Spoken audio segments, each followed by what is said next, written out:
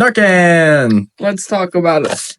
All right, so what we have here is our little Narcan. It is in the nasal spray form, and then you can use this for whenever you suspect an overdose, and then it basically is very important to save lives. So, I'm gonna give it a little unboxing here. I'm gonna tear that, open that. I'm gonna get our little sprays out.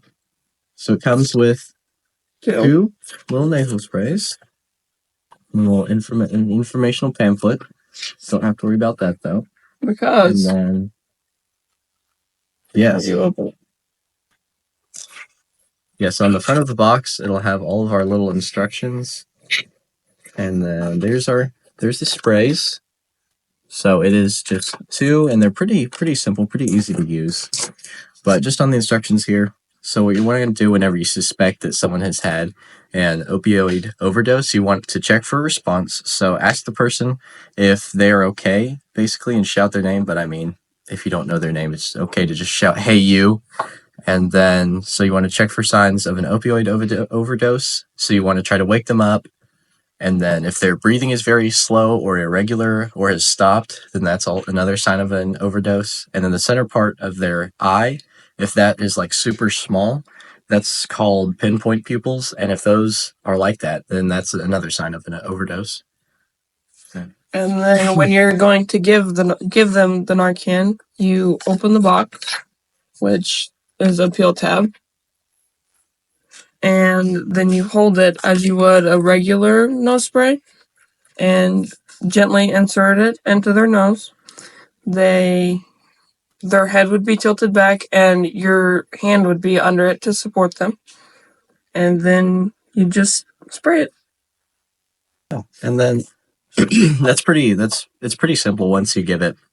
But a super important step whenever after you give it, you need to call for emergency medical help. So you 100% should call 911 and make sure that you can have someone basically assess whoever has had the opioid overdose. You need to have a professional look at them. You can't just give Narcan and then expect everything to be okay. It's a great help and it's really important to give it, but they still need to be checked out by somebody. You want to give it a try? Sure. Okay. We have our little guinea pig here, our suspected opioid overdose. So you want to go ahead and open that. Nope. And then you get a little pamphlet with more. Yeah. And with more instructions. Yeah. And then the little Narcan. Yeah. And so whenever you first come across somebody who you think has had an opioid overdose, the first thing that you want to do is check for a response. So whenever you go up to them, you want to kind of shake them, you want to like yell, you want to be like, hey Abby, hey Abby, wake up, and then if they don't respond, then you can start giving them Narcan. So again, going back to our little box here, we've done step one, and we've made sure that they are unresponsive, and she's not breathing very, very good. So we're going to go ahead and give her the Narcan. So you just put the nozzle into one of the nostrils, and then just a little squirt. And there she is. And I live. And she's back. It's back to life, back to reality, back to life, back to reality.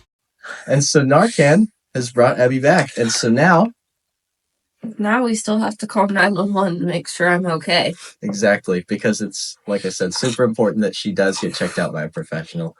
And if you give someone Narcan and they do not wake up, then you want to make sure that, well, if you have a second dose, that you can give that second dose to them. And you give that up to every 2 or 3 minutes. And then if they're also not waking up, then you can also put them into the recovery position, which is here on the box. And it's just makes sure that they can't throw up and choke themselves. But it's really, really that easy. Anyone can do it. Anyone can do it. You can save a life. And you can check with your local health center to see if you can get free Narcan. Thank Thanks. you.